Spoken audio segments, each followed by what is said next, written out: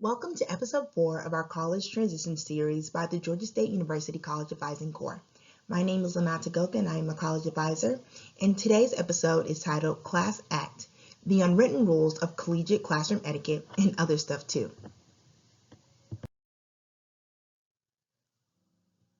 So just to introduce myself, again, my name is Lanata Goka, better known as Miss G.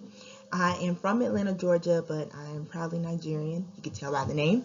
My alma mater, where I graduated from, is Georgia State University, and I service Alonzo A. Krim High School and Forest Hill Academy in the Atlanta public school system. So first things first, first day of school, first day out.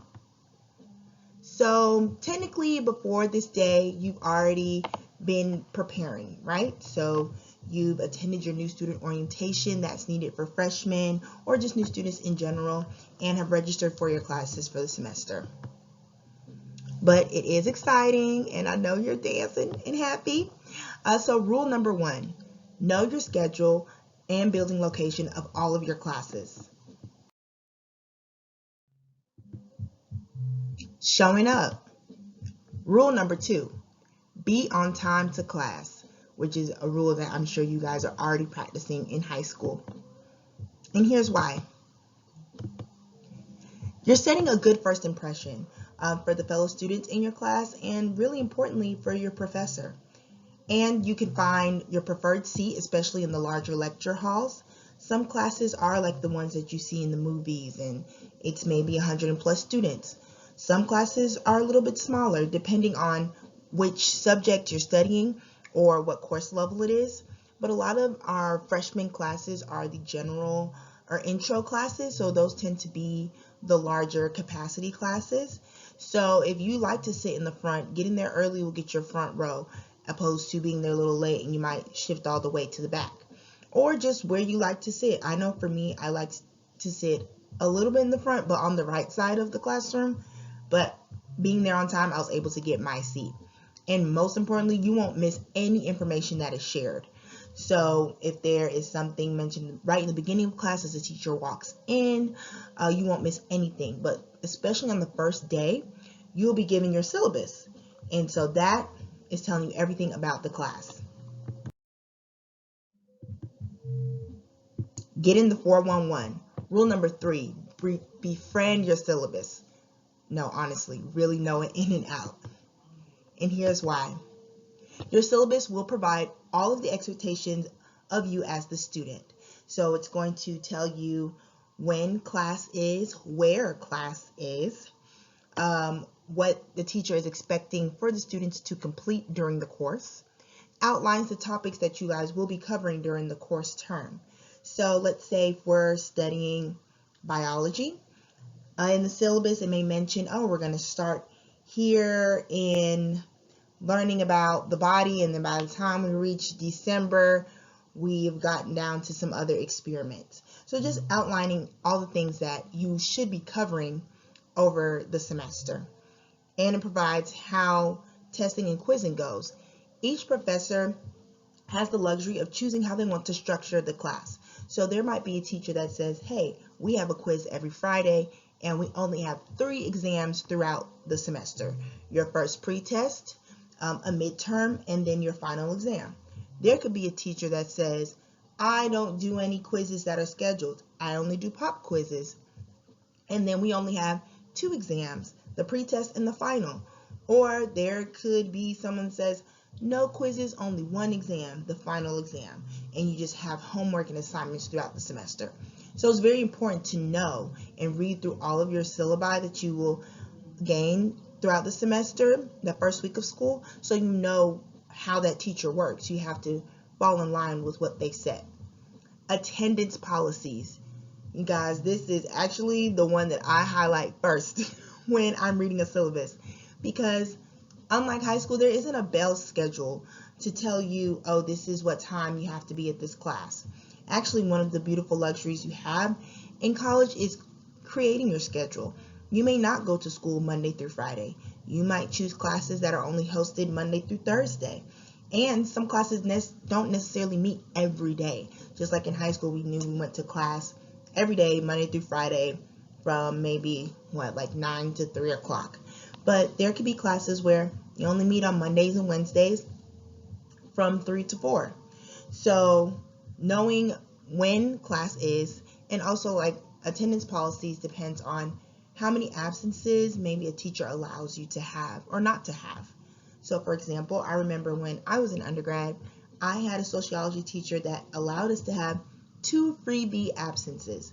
So meaning if for some reason maybe there was a family emergency or that you weren't feeling well and you missed class 2 times throughout the semester, it would not affect your grade.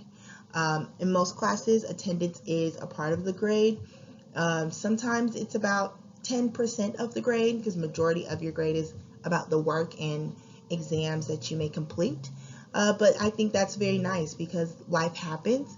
And so it's important to know when or if you're allowed to miss class without any explanations. Office hours for your professor are more than likely listed on the syllabus as well. And all of the needed materials for your class. So what book do I need for this subject? What edition of the book? Do I even need a book? So it's always really, really, really important to actually read the syllabus first, because there are some classes that say we recommend you having this book, but it is not necessary, because that could be a professor who is very PowerPoint heavy in the class and really gives you all the information you may need, or providing a lot of online references.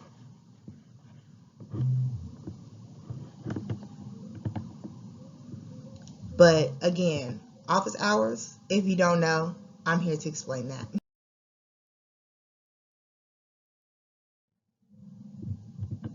So pull up.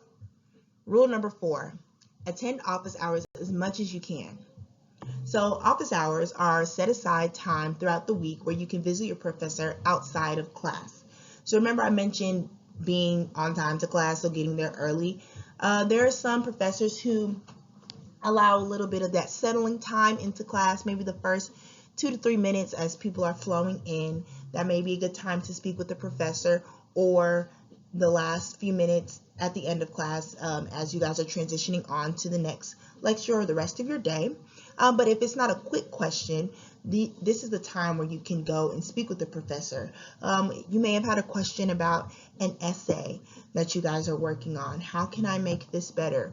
Or let's say you didn't get the grade that you wanted on an assignment or an exam. Coming to their office to discuss where could I improve. Also, it's an opportunity just to build that professional relationship with the professor, and if they have a teaching assistant, usually professors have that, someone that's alongside to help with grading or just be a helping hand in the classroom. And again, getting more specific questions answered that probably can't be answered in 2 or 3 minutes. But also, it's just really good to have the professor know your name and face. Earlier, I mentioned that there are larger lectures. So sometimes you're a student in a 150 student class. So if you aren't making yourself known in class, then it's time to be known during office hours.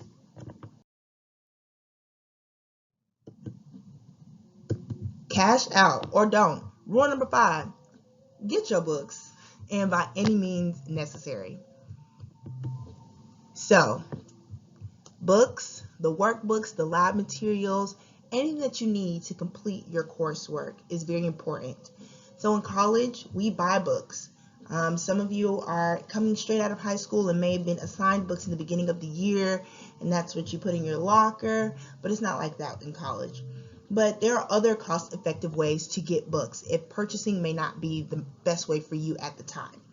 So a lot of schools have their actual bookstores on campus.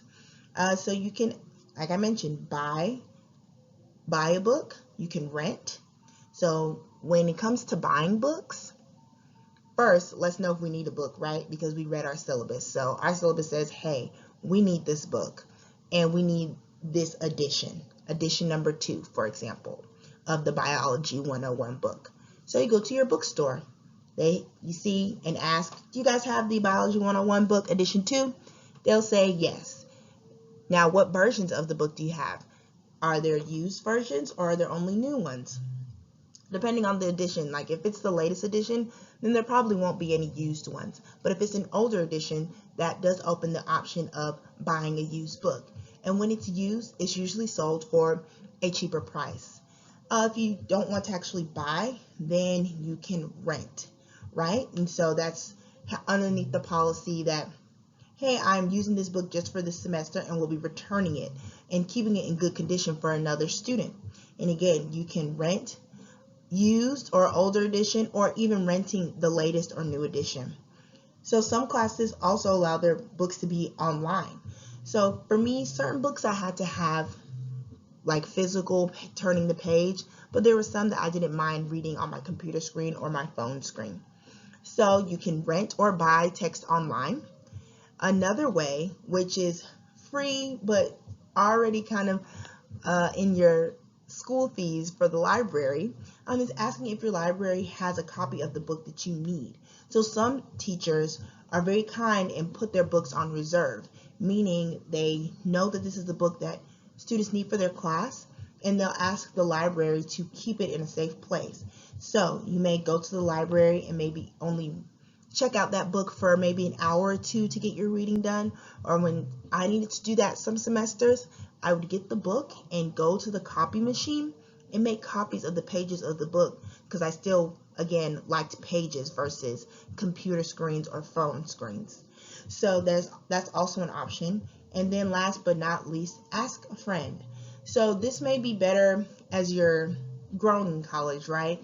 Some of us are going to schools where we already know some friends that are already there, but usually by your sophomore year, you have built relationships. So sometimes you ask an older friend or a friend that's already in your class, hey, you took that class, do you still have that book? Yeah, I actually still do. I'll let you borrow it, or I can sell it to you or rent it out to you at an even lesser price than the bookstore or what you find online. Or a friend in class. Sometimes I've had to be the friend to share my book or have someone share a book with me. So it's also very nice to be kind to others, because one day you may need that as well. Speaking of friends, how many of us have them? Rule number 6, be a friend and make a friend. Yes, it's great. It's really great to have a support system in school, because it can be a big transition from the lives that we have now. And it's important for our social, emotional, and even mental wellness. And accountability partner is also important. So, you know, college is fun and all of these things, but it's always nice to have someone remind you, hey, that assignment is due before we go out to this event, just in case you forgot. And two brains are better than one. Let's say you have a group assignment, or you realize you're not really understanding or grasping the material, but this student is. And they can probably explain it to you better than how the book is, or maybe it wasn't clear to you in class. So it's always good to have a friend and be a friend. And that's how you build community. So thanks for watching. I hope you gained some valuable gems from this presentation. And now you can be a class act in all of your courses. But don't forget to have fun while you can.